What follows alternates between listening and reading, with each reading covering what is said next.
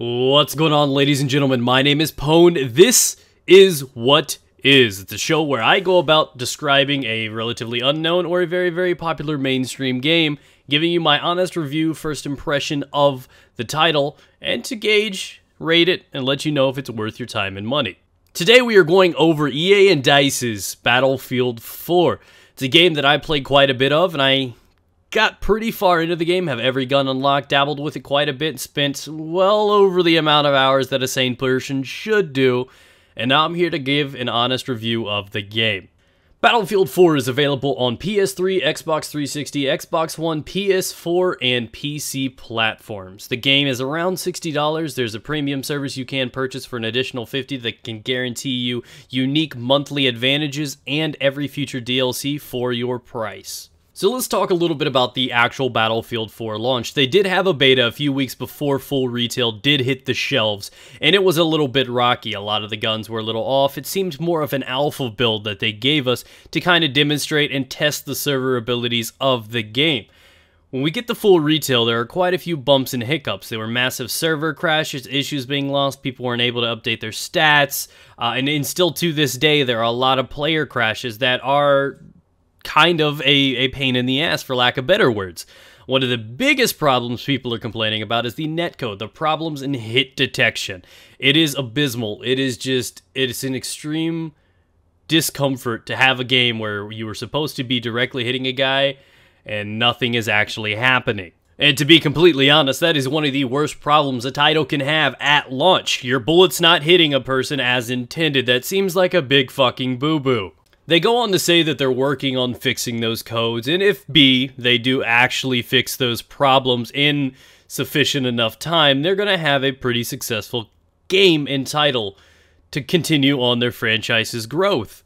So now let's talk a little bit about what they've done to improve or add or just get a little bit more creative with the game. They have upgraded a few little things, very minute things such as 5-man squads. They brought back the commander mode, and they've enhanced what they like to call levolution. There are certain game-changing moments in a game where you can completely redo the map, alter the map, and play the game in that situation. For example, there's a map called Flood Zone where if you take out a dam, you flood the streets and you have to take the fight to the rooftops.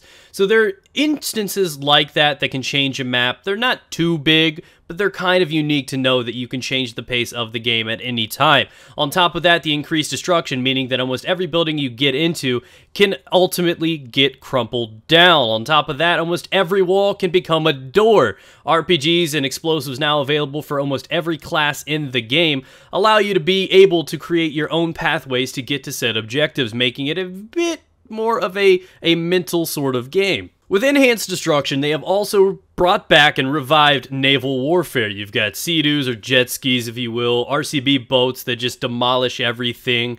The game is changing so that you have aspects of air, land, infantry, and water fighting. You've got Conquest, Rush, a lot of your standard favorite game types of Battlefield 3 and games of yesteryear, but they've also added in this new aspect of competitive game type. They brought in a fun game type like Obliteration, which if taken seriously could be a competitive game type as well, but they also brought in a new game type called Defuse. Basic search and destroy type game type, where there's one objective, one life to live, plant that objective, win games. Enough said. Now with the leveling up system, they've also ushered in kind of a new idea, just kind of a fun little twist on the game to help leveling up and keeping the grind real.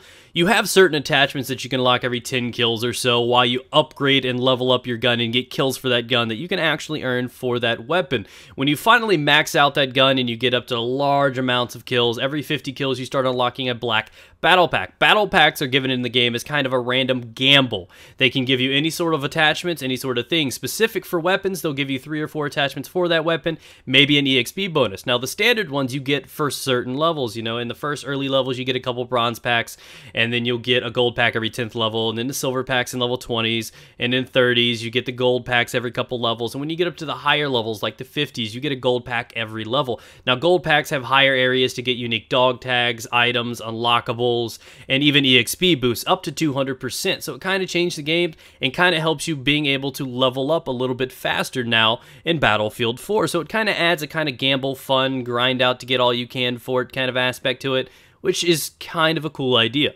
So on top of that, as you know, gunplay right now is not on par. It's actually extremely embarrassing for a title of this caliber to actually put out a game that is not fully functioning in the one area it's supposed to, and that's in gunplay. They say they're trying to fix it, and if they don't, their game's gonna die. So I kind of have faith in the fact that they need to fix a game when it's that broken. Upon that really knocks a few points off the top. If fixed, I would rate this game about an 8 out of 10. As it currently stands, I'd probably give it a safe 6. Not being able to accurately hit a person is probably a big flaw. You can adjust to it so it is not as painful as people think, but that's still something that an average player should not have to be accustomed to. So with that being said, I give the game an 8 out of 10. If fixed, as it currently is, it's a 6 out of 10. They have successfully added in a few new ideas like the battle packs, the 5th man squad. They have mixed it up a little bit with the carbines, the variety of weapons, the amount of creativity and attachments for those weapons are pretty awesome. So from what they've done, the amount that they have actually brought in, just little things, but a few little things come together and make a big difference in a game. And I thought they did pretty solid with this upgrade. I would have wished for a little bit more in a couple years of preparation, but I am fully happy with the release of this title, assuming that they actually fix the most important essential part of the game. This title will more than likely be the most successful FPS of this year. So thank you guys for watching. Let me know what you guys think about the game. Be sure to drop a like rating on the video. Battlefield 4 is a must-have if you're an FPS fan. There are a few others out there worth your time and money, but this one is probably my favorite. So thank you guys. Have a great day. Stay moist.